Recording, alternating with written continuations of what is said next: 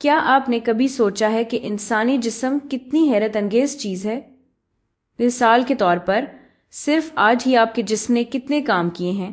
آپ اپنے پھیپھڑوں سے سانس لے رہے ہیں، آپ کا دل بغیر رکے دھڑک رہا ہے، اور آپ کا دماغ آپ کے جسم کے سارے کاموں کو چلا رہا ہے، اور ساتھ ہی ساتھ آپ کو یہ ویڈیو سمجھنے میں بھی مدد دے رہا ہے۔ جسم کے یہ سارے حصے سیل سے مل کر بنتے ہیں، جو کہ زندگی کی سب سے چھوٹی یونٹ ہیں۔ اور یہ کتنی حیرت کی بات ہے کہ اربوں سیلز بغیر کسی سوچ یا اپنی کسی غرض کے اکٹھے ہو کر انسانی جسم جیسی پیچیدہ چیز بنا سکتے ہیں۔ یہ سمجھنے کے لیے کہ یہ کیسے ہوتا ہے، ہمیں یہ جاننا ہوگا کہ جسم کی تنظیم کیسے ہوتی ہے۔ انسانی جسم کی درجہ بندی کے حساب سے تنظیم ہوتی ہے، یعنی یہ مختلف تہوں پر مشتمل ہوتا ہے، اور ہر تہہ پچھلی سے زیادہ پیچیدہ ہوتی ہے۔ یہاں پر 4 مختلف تہیں مل کر تنظیم بناتی ہیں۔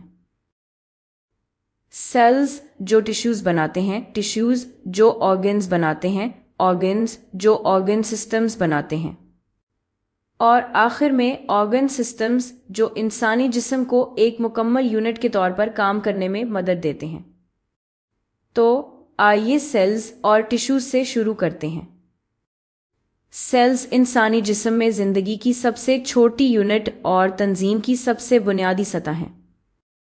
انسانی جسم میں سب سیلز ایک جیسے نہیں دکھتے یا ایک جیسا کام نہیں کرتے، بلکہ یہ مختلف کام کرنے کے لیے خاص طور پر بنے ہوتے ہیں۔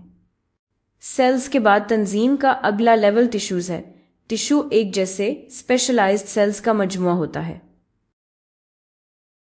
اور وہ سارے سیلز جو ایک ٹیشو بناتے ہیں ایک ٹیم کی طرح ہوتے ہیں۔ یہ سب مل کر کام کرتے ہیں تاکہ ٹیشو صحیح طور پر کام کرے۔ مثال کے طور پر، اس تصویر میں ایپیتھیلیل ٹیشو کا ایک حصہ دکھایا گیا ہے جو آپ کے منہ کے اندر لائننگ ہے۔ یہ ٹیشو خاص طور پر ایپیتھیلیل سیل سے مل کر بنتا ہے، جو خاص طور پر آپ کے منہ کو نقصان اور فرسودگی سے حفاظت کرنے کے لیے مخصوص ہیں۔ تو اگلی بار جب آپ کوئی نوکیلی یا سخت چیز کھا رہے ہوں تو یاد رکھیں کہ یہ ایپیتھیلیل ٹیشو کتنا ضروری ہے۔ اب بات کرتے ہیں آرگنز اور آرگن سسٹمز کی۔ آرگنز وہ سٹرکچرز ہیں جو مختلف قسم کے ٹیشوز سے مل کر بنتے ہیں، اور یہ سب مل کر آرگن کو صحیح طور پر کام کرنے میں مدد دیتے ہیں۔ اور آرگن سسٹم وہ ہوتا ہے جس میں کئی آرگنز مل کر جسم کے لیے پیچیدہ کام سر انجام دیتے ہیں۔ مثال کے طور پر، اس تصویر میں دکھائے گئے پھیپھڑے کئی طرح کے ٹیشو سے مل کر بنتے ہیں جو انہیں پھیلنے اور سکڑنے میں مدد دیتے ہیں۔ ان ٹیشوز میں ایپیتھیلیل ٹیشو بھی شامل ہے، جو وہی ٹیشو ہیں جو منہ میں موجود ہوتے ہیں، اور اس کے علاوہ کنیکٹیو ٹیشو بھی پھیپھڑوں کا حصہ ہوتے ہیں۔ اور یہ سارے ٹیشوز مل کر کام کرتے ہیں تاکہ پھیپھڑے اپنا سانس لینے میں کردار ادا کر سکیں، جو وہ آرگن سسٹم ہے جس کی وجہ سے ہم سانس لے سکتے ہیں۔ ریسپائریٹری سسٹم کئی آرگنز پر مشتمل ہوتا ہے، جن میں پھیپھڑے، سانس کی نالی، ناک اور ڈائفرام شامل ہیں۔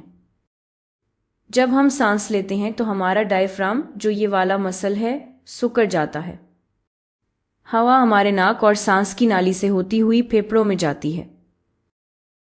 یہاں گیسز کا تبادلہ ہوتا ہے اور ہمارا جسم آکسیجن لیتا ہے اور کاربن ڈائی آکسائیڈ کو باہر نکالتا ہے۔